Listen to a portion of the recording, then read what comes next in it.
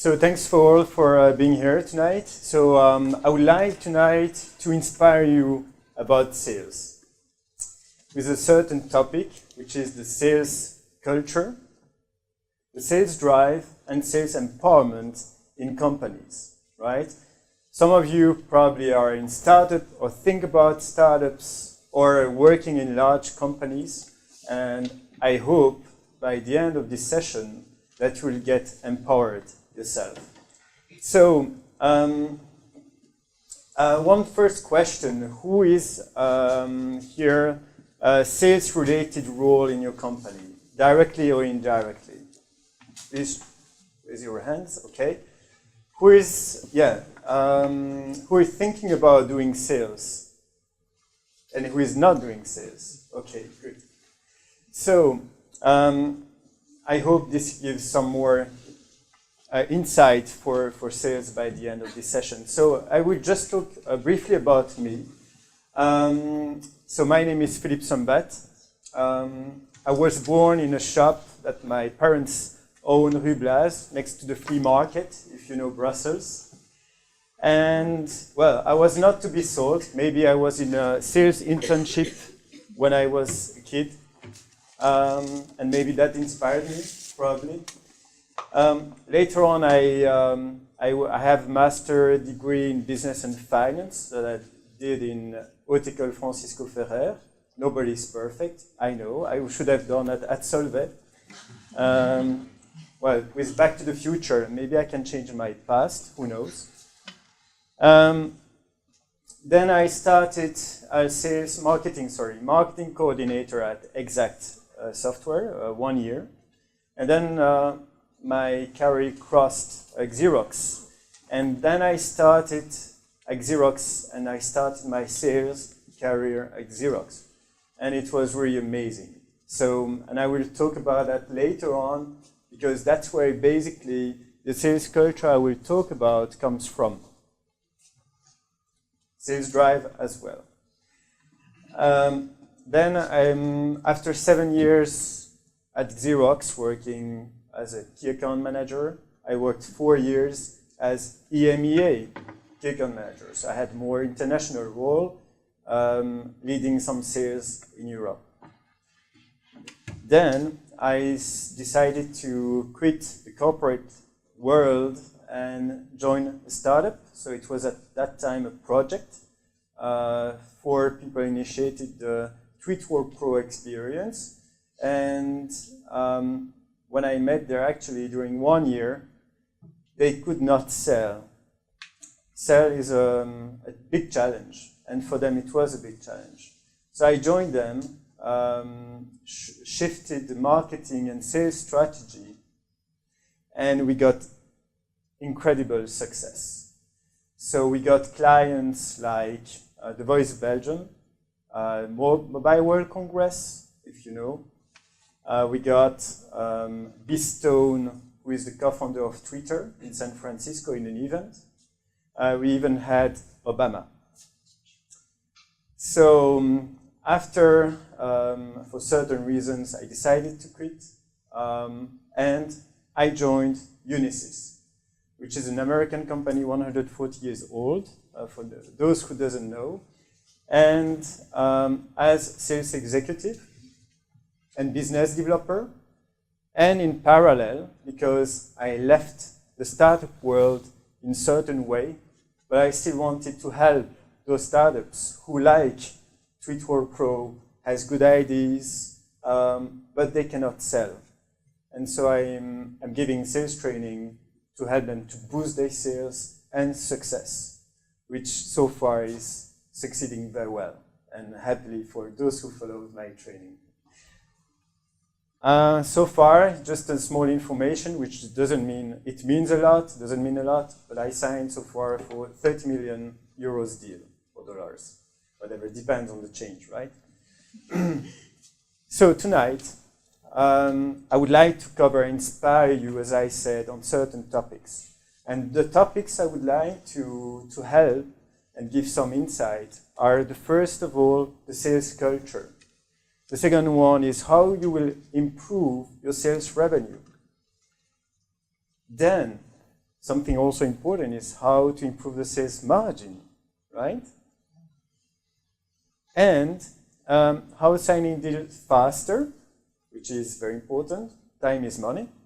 And improving your cash in the company. So, first, the sales culture. When I talked to Soha, by the way, on the phone, I thought, well, I would like to reach a lot of people. And one thing that is really important in a company is the soul of your company. And if you can include the sales as the key topic in a company, it will be very exciting. And that's what I hope by the end of this session, you will feel that. So why first sales is so much important? So let me take two people who I train, by the way, who are in the startup mode, and what they say about sales. One of the great weaknesses I think that we have in the startup ecosystem in Belgium is there's a lack of sales people and sales skills. So we need to do much more in sales. Having or not having sales in a startup is like life and death. If you have sales, you have a possibility to survive. If you don't have any sales, your startup is dead. Sales is everything. Sales is the #1 activity your company should do. It will define everything. I mean, at the end of the day, it's about selling to a customer. That's it. So I think these are startups. And sometimes, and I will talk about that later in this session, but big companies forget about sales. They don't know what is sales. But when you are in front of your clients as a startup, you feel it. So that's why sales is important. And sales is basically the water of your company. Never forget that. That's true. Nicolas Mees just mentioned that, yes, sales is really what you need for your company. You cannot live without that. If you don't have sales, you die. Or at least your company dies. And maybe as an effect, yeah. But let's not be too much pessimistic, right? But that can be true. So, when you work as a salesperson, you are in a team, right? And it's very important that you know that a salesperson cannot do much alone. You need a lot of people around you to make things happen. And of course, in the center, you have the sales hero. Who is a sales hero? Is someone who's, of course, the target is selling.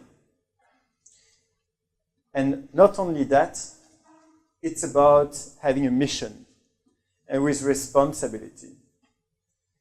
If you don't have sales, we just say that, the company cannot pay the bills.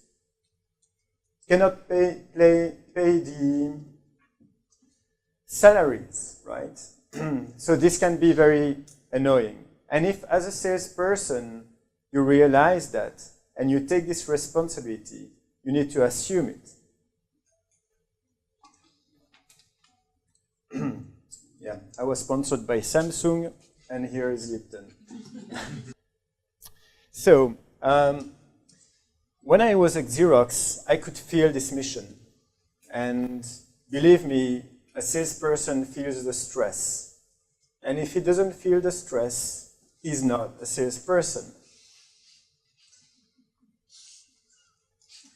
So,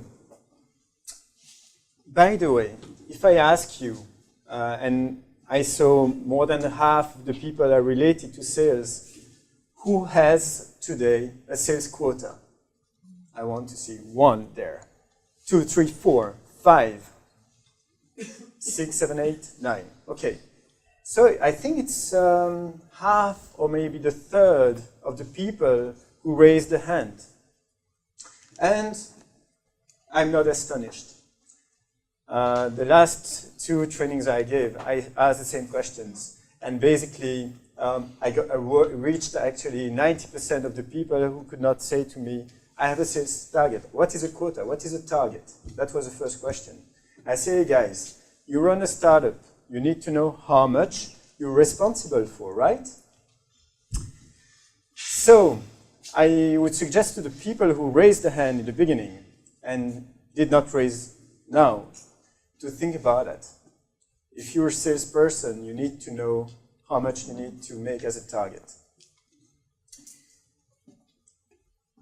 So, of course, yes, training is very important. And why I say that, and why I decided to give training, by the way, actually is because like Xerox, when I started, I was 6 weeks in a room, 6 weeks training.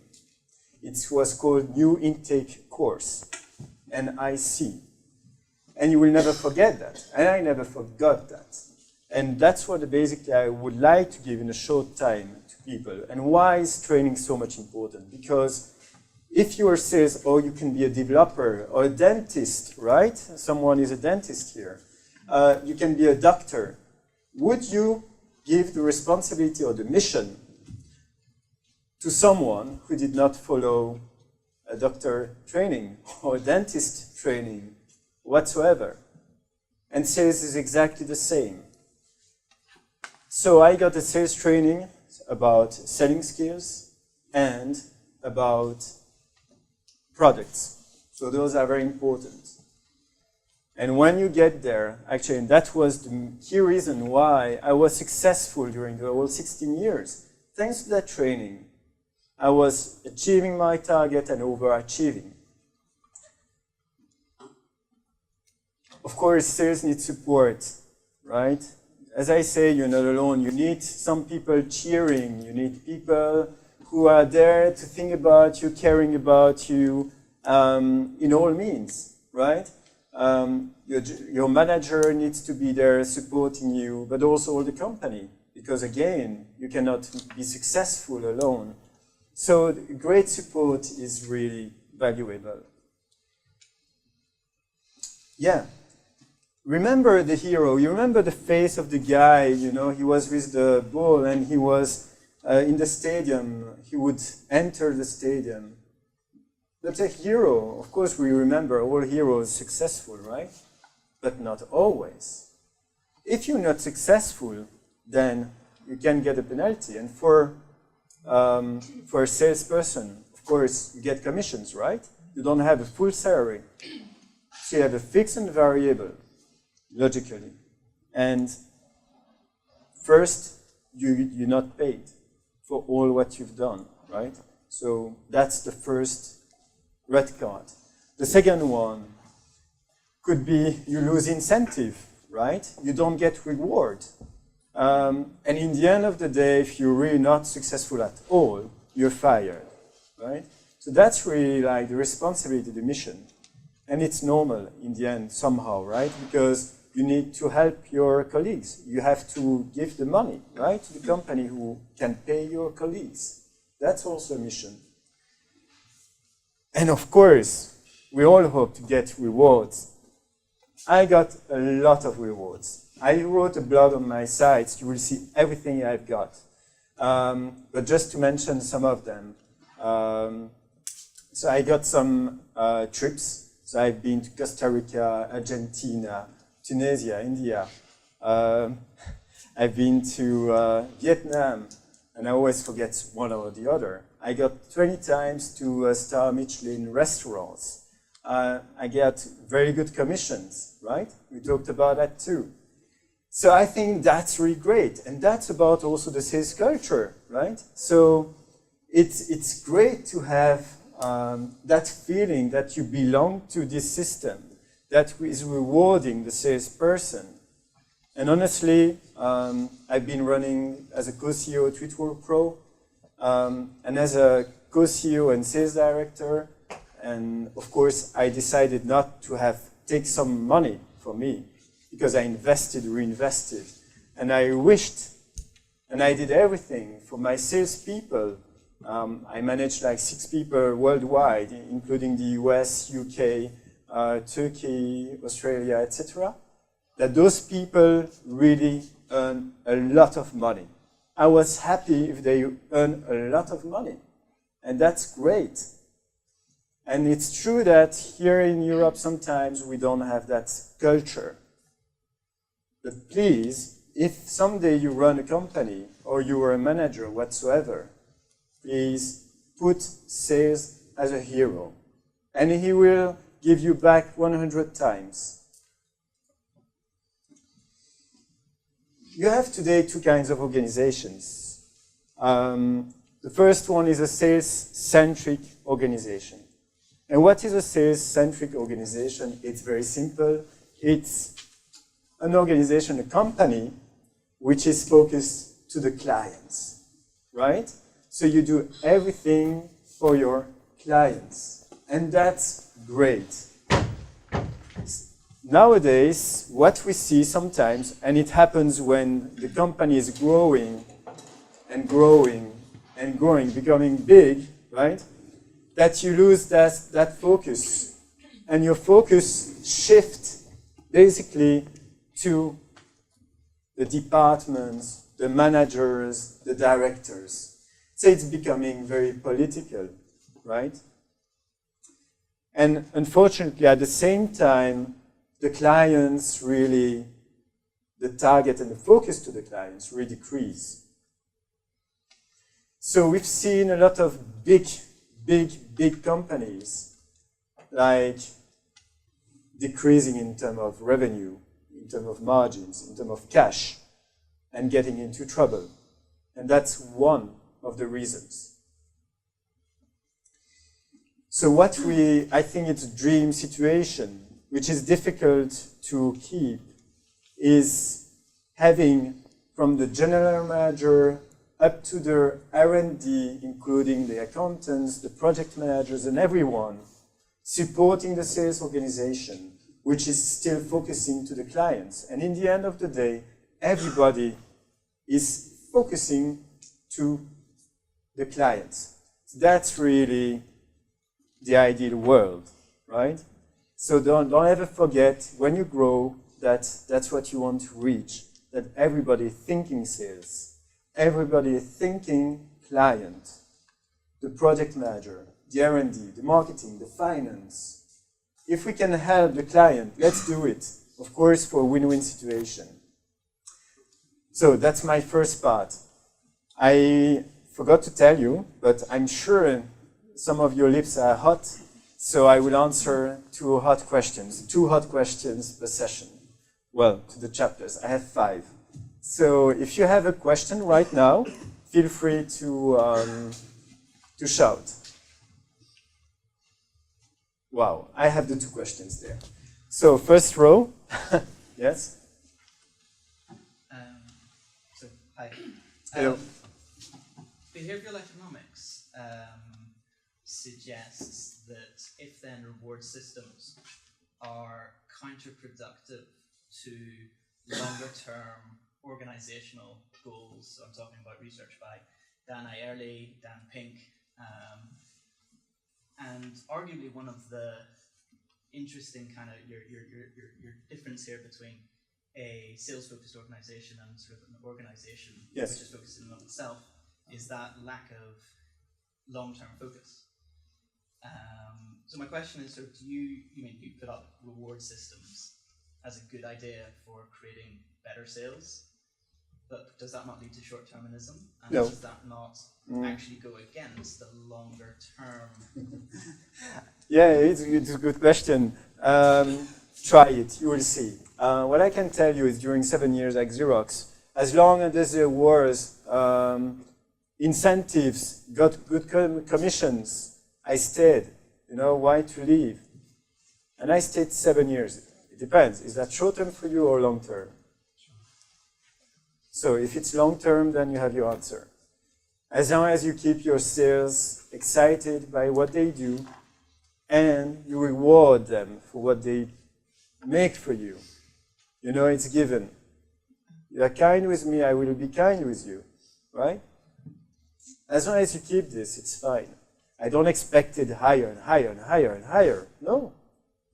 But rewards, and can be all kinds. You know, some people, a reward is just a thank you. You know how many times I hear some people saying, oh, you know, he even didn't tell me thank you, right? That's a reward. You know, a certificate is a reward, you know? So just check my blog, you will see you have easy ways to keep sales up and running and happy. The second question. Sure. You talk about rewards for the salespeople, but do you have any advice, experience on incentivizing other departments so that it's aligned? Okay, yeah, it's a good point. So what I've seen is that, for example, you have solution architects or people working together with sales, right? They go on the field and yes, so you can definitely reward them. So you have two ways, whether it's specific to still client-facing, who are not sales, then you can say, okay, if you we win this or that project, then we'll give you a bonus. Okay, that's one way. You can also imagine that, okay, if you have a team of project managers or a project team working on a deal, and you say, okay, if we win the deal, okay, we have a conference in Barcelona, right? Why not? So that could be absolutely a good incentive, right? So you can definitely leverage to that. But today, really, the first thing, if you already have that message, is sales is essential. Then after, you can add up whoever, you know. We could have, like, in the end of the year, if we reached our annual target for the company, okay, I incentivize the whole company, whatever, right? And we've seen recently for big, large companies, if the revenue, the annual revenue is decreasing year after year, what we see, there is no more end of year dinner, there is no more this, there is no more that. So these are also incentives and rewards. I hope this answers your question. Thank you. So the second part is about sales revenue. We all know that's really key for every companies having the highest revenue as possible, right? And we need to boost sales. So how can we boost the sales? So this slide and this concept I created for this occasion. Yeah, that's part of my creativity. A good salesperson is creative, by the way. So it's the ingredients to boost your sales revenue is including is in the art or the dart, as you wish. So I did not have thought about how to pronounce, but I like the art. So what is the art? Basically, the first ingredient you need for sales is a drive and motivation. Do you agree with that? Yes. So every day, every morning, when you wake up, you want to have that motivation to make your work working well. And whatever, it's true for sales, but also for other things, other functions. But for sales, it's definitely very important. Then the activity. Activity is so much important. It's not like, okay, I wake up and I will see what I will do in my day. No. I will tell you later what is a sales activity. And then, of course, we need results. A sales, as a mission, has to provide results. And, of course, you need to be trained in the beginning, but also all the time. The training is not only sales training, it's also about being informed, watching the news, knowing the companies we are working with or we are selling to. So it's all the time. You need to work on data, information, your products, eventually the competition. And, of course, and by the way, I still say thank you to Mardi.be, with Martin, who is here, and also I cannot resist, I have to say, and Sylvie, because they made the slides, and I like this slide quite a lot, to be honest. I dreamt about it, and they made it. So it's basically your drive has to be 120%, right? So you have to really have really good drive. That's really the basic. And then you have to be trained. As I say, it's about sales techniques, products, and also the competition eventually, right? Where you can design your own cockpit of the art as you wish. Okay, I just give you a takeaway, and then you can adjust. Then the second point is the activity. So I would like you to think about that. How many calls did you make today? Yeah. Yeah. How many calls did you make today? 5 or 6. Not bad. But it's not enough. But it's not enough. If you tell me you made 6 visits per day, yeah, that's quite good. No, honestly, but it's very important. So the number of visits you did per day, per week, etc. And the number of proposals sent. If you didn't send out proposals, how can you get deals signed, right? So it's about activity. The results come from an activity, of course. It's about revenue. It's about the margins eventually, right? Especially for startups. And the cash you got. So as a manager, you want, as a CEO, you want the cash to be on your account, to be able to reinvest and grow. So, do you like this slide, by the way? Okay. I love it. So as I said, now that, of course, you have good activity, you need to put that into your CRM. And the CRM is extremely important. And there's one specialist in this room about CRM. And I always thought it's very boring, actually. To be very honest, now I'm very frank with you. At Xerox, okay, all the calls, blah, blah, blah, all the travel time, all the visits, etc. But, when I worked, I did it and I understood really why it's so much important. Because if you know where you stand, of course it's some admin work, but fine, okay. But if you don't do that, you cannot measure, you cannot control. And yes, the number of visits, the number of calls, the number of proposals sent is really important. You need to know that how many you did per year, but especially when you work to make your results, you don't want, to think per year. You need to think per month, and you need to think per week. If you don't do your calls this week, how can you make your visits next week? So what is important? Actually, forget the past. Don't look at your agenda last week. Look at your agenda next week. Is it filled in up enough or not?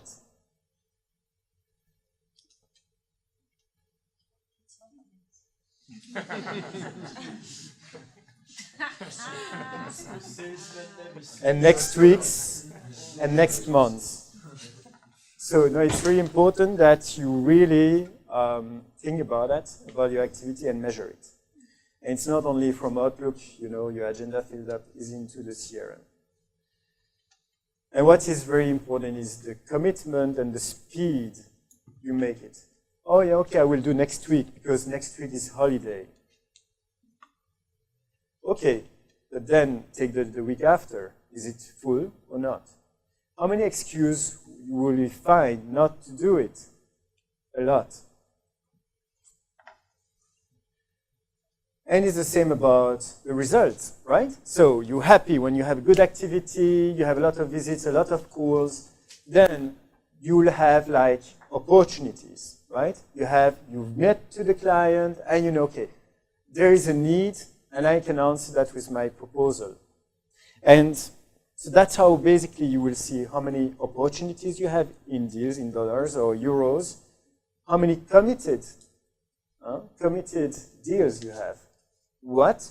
are you committing to do this month? Including, especially when you have 1 week holidays. Because you have a month that you have to make your quota, right? So I would say you have to speed up even more when you have holidays. You have to organize.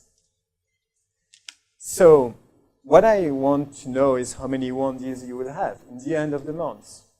And again, speed and commitment. If you wait, like some people who say, oh, I don't know my quota.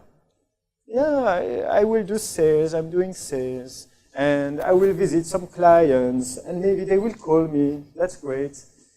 Then, yeah, that can happen, and yeah, maybe they will call you, maybe you will make your target, maybe not. So, very important, you have a mission. So, CRM, it's not only about sales, but also people who are around, like project manager, for example. And when you have a one deal, great. Yes, you celebrate champagne and everything. And what is very important is you make a handover meeting with or you pass through in the CRM saying, okay, I want a deal. So this triggers the fact that the project manager needs to take over your project and make a success of your signed deals, right? So you want that you have a happy client in the end of the day when you meet him next time, right? So this has to be also in the process. But not only, you have others, many others. And another example, you want your cash, right? So when you have a one deal, send your invoice as fast as possible. So they can take care that the money is in the company as soon as possible. So that's why processes are very important. So that closed basically about the sales revenue part. Do you have any question about the sales revenue? Yes, I have a good client there. Good.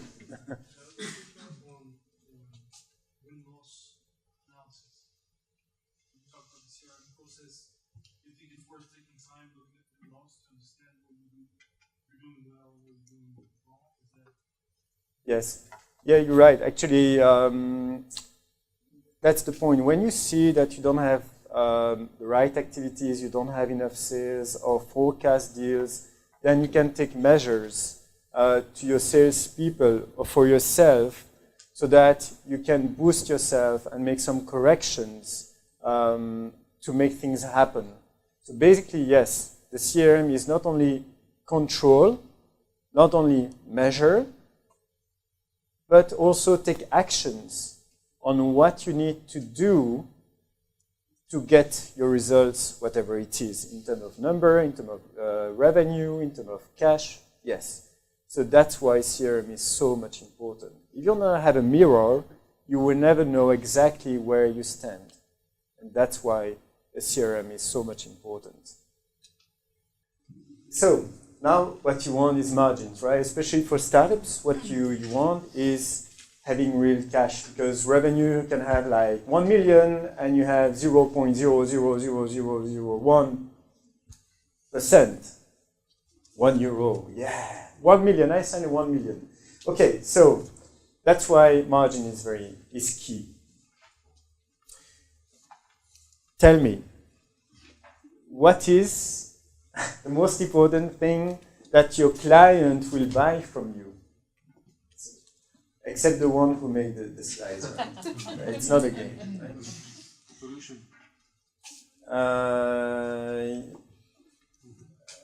Yeah, not bad. Yeah, it's good direction. A solution is could be a good answer, but if I say a bad solution, then no. Trust. Value? Yes, value. Value is what they want. Why you will buy an iPhone? Because it has value to you. Why you pay that much? Because it has value to you. So, what is value? If we take a watch, so what are the features of a watch? Shows time. What else? That's the one I will take. But what else? You have at least five features. Easily accessible. That's not a feature. That's an advantage. Status. It shows time. What else? Status. Date. Status. Status. Yeah, like your Like a Rolex. Okay. Good. I take it. What else? For women, for example. It makes them look good. Yeah, so it can be like a jewel, right? Okay, so we have kind of many features for watch, including a stopwatch, right? Gives you time. I take this one. So what is the advantage to have the time? Look, for example, tonight, you looked at your watch. Why? To be on time. Thank you. Yeah. That's the advantage to have a watch. But then, what is the benefit and the value to be on time? trust. Time is money. You love trust, the word trust. I think there's kind of contamination there. Sorry? It's scalable? No. Okay, I'll take the other way. Okay, let's say, for example, tonight you arrive at 9 p.m. and you go back, you come late, and then you missed the meeting tonight. What do you think you've lost? You lost an opportunity for example? Sorry, improving yourself. Good. If you improve yourself, what does it mean? If you are better in the end of the day, tomorrow, what can it bring to you? Value, money. Yeah? So, that's my point. If you are on time for a very important meeting, for signing a contract, or your first impression at a client, you lose opportunity to win your contract. So, if I can, let's say I'm the only one on earth to have a watch with your client, okay, you are two, and I sell you the watch for 1,000 euro, will you buy it? Probably yes, because your client has the watch, he expects you at 9 a.m. tomorrow morning. If you're not there, you lose your 10 million contract. You will buy it because it has value to you. Yeah? So sales is about value. So, and my point, of course, you understand, if you can sell the value, then you can sell a higher price. And that's about it. How you can increase the value on two ways. So the first one is really the value of what you're offering, okay? The value of a service, a value of a solution, a value of hardware, whatever it is, right? We all have a smartphone. We all know it costs, even for an iPhone. No, I'm not sponsored by iPhone. Well, maybe that was the third one.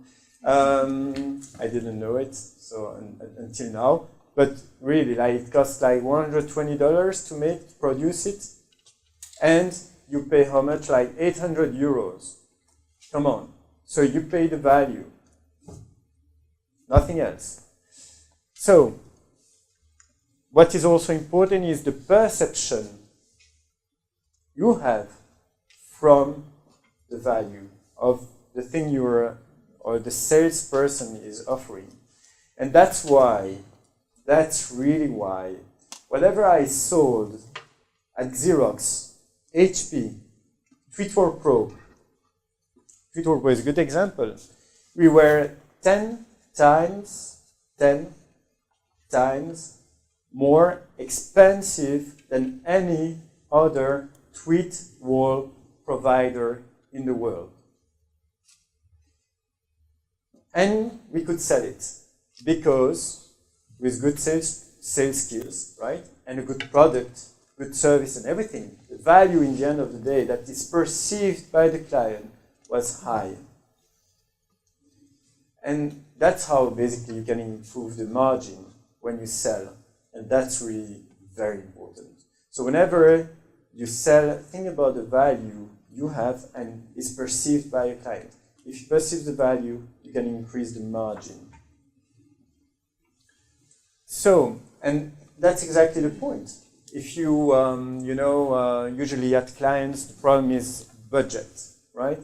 So when you're in competition, you try to play on the price, right? Because that's the benefit you think that will be for the client. I don't play that game. When I had many clients on the phone in the beginning at Fitwork Pro, so because 60% of the people and our client prospect were in the US. So people said, well, you have a competitor offering for 300 euros or dollars, and when I was paying, or we are offering for $3,000. And then, I'm sure, you had some treat was like 600 or 500, and they say, okay, so I will give you for 300. I didn't. So I explained her why we were that expensive for them. Like a Mobile World Congress. Same. They say, oh yeah, but we've seen much less expensive. We provide value to you. We provide a good service. We provide a good project manager, a good training, a salesperson who is understanding you, and who has his cell phone number at any time, right? So this is service.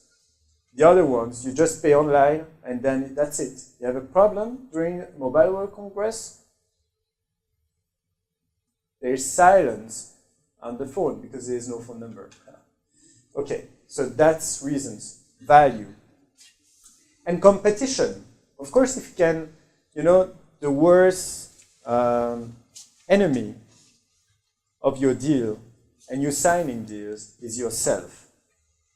So once you're good, once you can show the value and show the benefits, then the competition is down. Because very probably the competition is not as good as you, whether in product or at least as a salesperson. So that makes a real difference, believe me. About margins, are there some questions? Yes? What happened with the margin with the Rank Xerox product? So the margins, I remember, so I worked from 1999 to 2006. I remember we were always more expensive than any other in the market. Like even Canon, Ose, Ricoh, Nashua, we were more expensive. Always. Still now? I don't know. I'm not working anymore at Xerox. I can tell you at that time. What I know is nowadays Xerox has merged and changed the whole model. And basically the multifunctional devices is not the priority anymore, really, like before. So I cannot judge on the current strategy at Xerox. Yes? One question, let's say our sales guys have been trained recently, upskilling in terms of sales tactics. Right now we are thinking of implementing benchmark. Competition product A, our products with big Excel files so that the sales guy can demonstrate in front of the customers the advantage. Will you go that far in providing weapons to your sales guys, or do you think it's... Well, you can, of course, work a lot. It's like competition. Would you like him to know everything about competition? One of the lessons I give to anyone, by the way, even don't care about the competition. I didn't know about my competitors, until the client tells about the competition. Oh, there is someone who is doing that and that. Oh, yeah, it's good, fine. So let's talk about ourselves. And let's talk, above all, about your needs, what you want, what you expect. What are the key criteria for you to buy my solution? How can I answer your needs? That's the most important in sales. Nothing else than that. You know, many people at that time asked me, oh, you know, you have a lot of competitors at Tutor. I think like 30 or maybe 100. Oh, yeah, and? And I say, what's the question? Oh, and it's a risk? Yes, probably. The biggest risk is me. I mean, how I can sell, that's the most important. And I can study like for months the competition. What for? I lose time. What I will do is, instead of studying competition, I will meet my clients. I will make my calls. Right? I think, and I will go on client, on field. That's really my target. Okay, I take the last question for this session, this part, I mean. Does the same apply for retail customers? Because it's not B2B. It's for everyone. So I know that certain, like retail, of course, retail is very difficult, right? It's difficult to market, where margins are lower and everything. But if you can demonstrate them and you can offer them a real value, for example, we talk about return on investment, the only question they will ask you, okay, I pay you €1, how much will I have back? Right? If you are €1 and the other one is 0.8 euro, but you make a double. They can sell your product at 2, and with 0.8, they can sell at 1.2. I buy to you. It has more value for me to buy from you. Right? Does that make sense? Same. So, I would like you to think how I can help you to sign deals faster. Do you want to sign deals faster? Good. So let's make it happen. So, yeah, that's for the day 2, by the way. So, thanks again for the picture. So, success factors for a deal. What do you think can be success factors for the deal? If you're better prepared, your client is much more prepared, then it's good. You know, the clients who called me and say, oh, I want a tweet wall, yeah, it's for tomorrow, and you need to do this, and that. I say, no, thank you. I don't take it. Why? Why? I pay cash now. No. I don't want that my deal, my reputation at Tweetwork Pro is ruined because you come in last minute. Never. I don't accept that. Why we were successful? Because we had a lot of testimonials. And I knew there was a risk that this could be a bad testimonial. Oh yeah, they were not good, it didn't work for one or another reason. No. So preparation is important for you and for the clients. What else? Better organization. It's good that we organized well, right, to make the deal successful. That everything is fine for good implementation. I don't remember everything, so yeah, good, thanks. You have a better run, right, of the solution. If it's working well, then you're happy. The client is happy. And then better results and faster benefits. Faster benefits, why? Because if you say to your clients, okay, you have a multiple by 2, if you buy now, why to wait 1 or 2 or 3 months? Right? If you may help your client make savings of 1 million a month, why to wait 12 months to implement it? No reason. So, I give you already some ideas how to sign this faster, I hope. So, but you have also time enemies. So, what are the time enemies? As I said, is the decision process. If, let's say the client says, okay, I decide now, and even is in 1 month. Okay, good. And how long is the decision process? 1 month. So you're saying to me that you want to order now, and I will be paid maybe in 2 months' time. If ever I'm paid in 2 months' time, I say no way. No way. You have to pay now. And I will tell you why later. So, approval process is also an enemy. Preparation meeting. So you want to prepare well everything, and if you're not prepared enough, it's a time enemy. And the implementation phase. If you got like 2 or 3 days to implement, it won't work for certain solutions.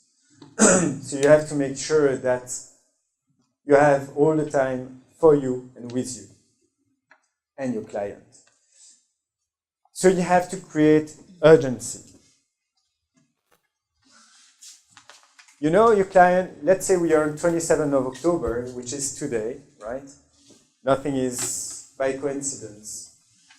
Nor the 27th of June, when the solution has to run at the client side, which is, by the way, my birthday.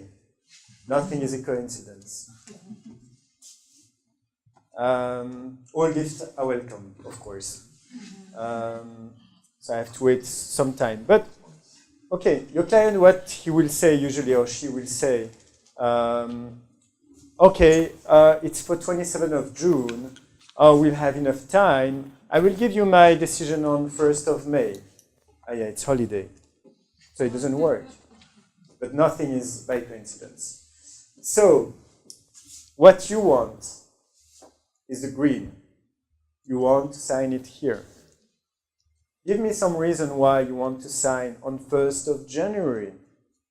Or I could say even 31 of December, if you prefer. Tell me why. Give me some good reasons if you follow the 2 prior slides. Why you want to sign as soon as possible. Tell me. Not too fast. Sorry? Huh?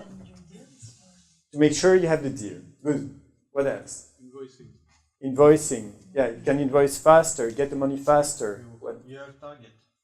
Aha, I love that. He knows what's the urgency. He wants, if it's 31 of December, he wants that it goes into the revenue of 2015. I love that. I love that. What else? Why do you think that the client wants the 1st of May? Because why? What do you think he or she thinks? Make sure you have time to implement it. Yeah, they think it's all right for the time for implementation, which is not always true. Why is not always true? Murphy.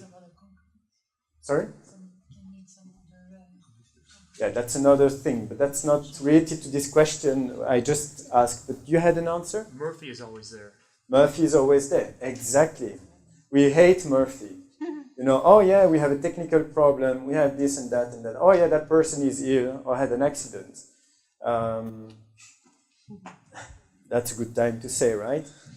I almost did not come today. I had a diving accident on Sunday. And yeah, it's really true. I went to the hospital, and but I almost didn't have any air anymore, so I had to ascend fast. And but I'm here, so that's the good news. But Murphy, yeah, Murphy was there, and I fought against Murphy. So yeah, that's true. And also, which goes a good remark, which goes with the you want the deals faster. And you have your revenue for this year, you may have competitors that come during that time. 7 October, 1st of May. November, December, January, February, March, April, 6 months. During 6 months, you think your competitors are sleeping? No. So, good point. Thank you. So, you need to create urgency to your clients. And And that's how you can sign deals faster. Do you have any question about signing deals faster? Two hot questions. Yes? What about when you deal with the public sector as a client? Sometimes they. Well, I have clients in the public sector, and it works. I don't say it's easy, but it works. Again, it's about discussion and creating urgency. We have certain rules we have to follow, or they have to follow. I agree. But again, if you're creative enough, by the way, I signed just one today. If you're creative enough, everything is possible. Not everything, but I mean, you can make things happening faster. Again, if you can explain them why we need to make it faster. You cannot overrule. But you know, sometimes you can think in years then, when we can maybe speak in months. So let's try from years to months and you win. Can you elaborate on some examples to create urgency? Because it's clear. Okay, Mr. Client, you tell me you have your event in 1 month, right? Yes? So at Tweetwork Pro, for example, we have a lot of projects going on right now. So first we start when the invoice is paid, and we start only at that time. So how long do you take for having the invoice paid? Well, it takes 2 weeks. Can you make it faster? Because if we don't have a decision as soon as possible and the money, then we cannot put you in our project management list. And then we cannot make sure that we can work on your project. That's from my side. The client will give you enough ideas why he needs to sign faster. You just need to make him realize that it's better for everybody. Example, Mobile World Congress. Okay. Do you really think they want to take care about the tweet wall 2 weeks before the D-Day? Do you think they want, during the last 2 weeks, when they are in Barcelona, do you think they want to have this as obstacles for all the rest for the organization? Yes or no? Okay. No, they don't want that. And I don't want to take the risk neither. So let's prepare much on beforehand. Yeah, that's one example. Okay, I had the 2 hot questions. I can still count 1, 2. Good. So, improving cash. That's the last part.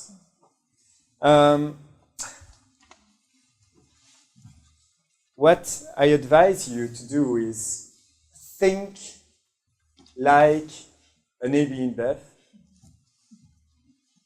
Someone of you knows why I put 180 days. You know? Payment terms. Wow, wow, wow, they're famous. I'm not the only one who knows that. So, AB InBev, when you're a supplier, you can send your invoice and you will be paid about 6 months or 7 months after. So they ask the supplier, we're talking about the retail, so they ask the supplier to make the cash effort for them. It's fair. I mean, of course, if they can, why not? And you do business with them with that term of conditions or not. And if you're a good negotiator, you can lower it. You look at me, you're right. So act like an Amazon. Why I say that? Why I say act, you guys, sales guys, act like an Amazon. What happens when you buy at Amazon? You pay before you receive your book, your Blu-ray, or whatsoever. Yeah? Tell me, What did I do at Tweetwork Pro? Your decision, you pay. That's it. You say, I want the Tweetwork, you're paying right now.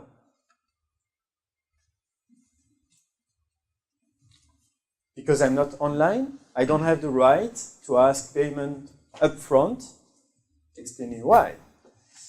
Again, it's about culture, you know, but we are in that world today.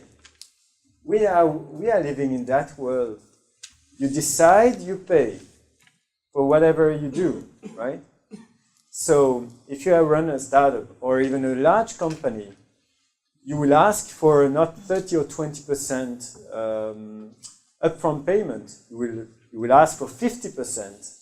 And Amazon is not a small company, as far as I know. There's the full amount, right? So I think that's the trend. And that's what I advise you, so that you have cash as soon as possible in your company. That's why you asked me today, right? So you have good reasons to have more cash now. Faster cash, more cash. Why more cash? Because you can have competitors. So ask the cash as soon as possible. Sorry. Then, why? You get more commitment. Once you pay, you will make sure that your solution and the deal you sign is really a success, right? Because if you pay, you want to take the best return from your investment. Get more success, because you have more commitment, you will have more success in the end of the day for your deal. You will optimize your resource professionally. If you have a project manager, you have 10 deals, it's better that he can schedule his time accordingly to make only happy clients. And you need to help him, or them, or her, right? You have to help your team as a team of salespeople. You all run for the focus on the client. And less admin cost. I accepted 3 deals to be paid after at Tweetwork Pro, for example.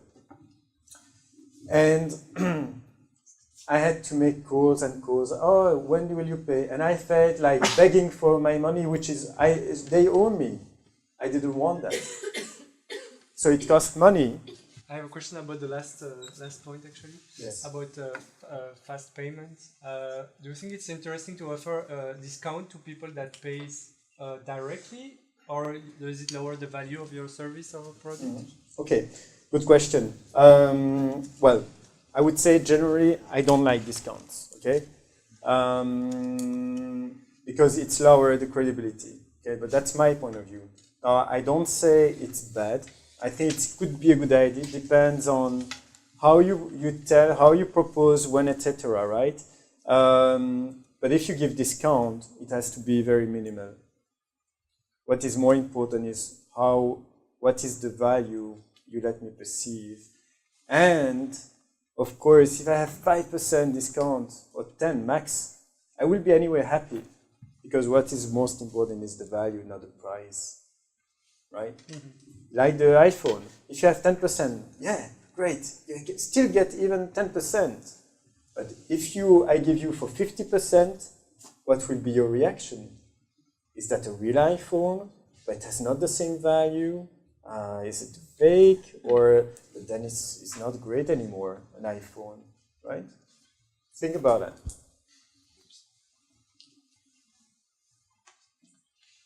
What's an acceptable ratio between the margin and the salary of a salesperson in B2B? Okay, so it all depends on your financial plan from the company, and the P&L in general. You have your sales cost, but you also have all your headcounts, the project manager and everything. So you'll have to think a lot about all the costs related. But that's why also, you need to have enough higher price to be able to deliver margin in the end of the day and all the costs related to sales and non-sales. People, it could be also research and development, for example. So it's not, there is no real fast and quick answer, but again, try to have a good value of your product, good salespeople, and then you can increase the margin. Concerning CRM adoption, there are many companies maybe that they are more manufacturer-based, don't have such a sales culture, and they try to implement CRM solutions. And there is all kinds of issues like, it's my customers, it's not company customers, so there is always a kind of an obligation maybe to use those tools. So do you have any advice or suggestions on how to overcome the usual resistance that you can find among the sales force to adopt those type of solutions where actually they are more to be controlled maybe? And you talk about the salespeople who you have to use. Well, in the end of the day, who likes cleaning the house? Nobody, right? Do you need to do it? I suppose yes. So the same thing. A salesperson is paid for the fix for including the admin stuff. And the responsibility of the sales is to be in control of the deals, and basically it's a help for him or her to have a control on its own or her own activity. So it has value for the salesperson. And when they need to understand that as a manager or a company, you need to know what's happening and so on. And that's why I was very much for my company. I always thought, okay, whatever happens, and look, on Sunday, it's important that you have a backup, right? I don't want that my clients are lost. All the work I've done so far, my proposals are in the system, right? On a shared file, folder. My colleagues probably know about my deals, or my manager, because I have a meeting, a one-to-one meeting every week. So he can help me, he can hand over. But as a manager, I need to know, I need to be prepared. I need to make the calculation and help and support. It doesn't have to be like, okay, I want just control and measure. No, I want to use that to help you and support you based on my experience. And also there is much more in two minds, in two heads than in one. So let me help you. So I hope tonight that I could cover and hopefully inspire you. Improving your sales culture with your company, within your company. The sales revenue, the sales margins, getting cash deals faster and having cash faster as well. And, like me, I suppose, we all have one goal, is sales, money, and success. Thank you.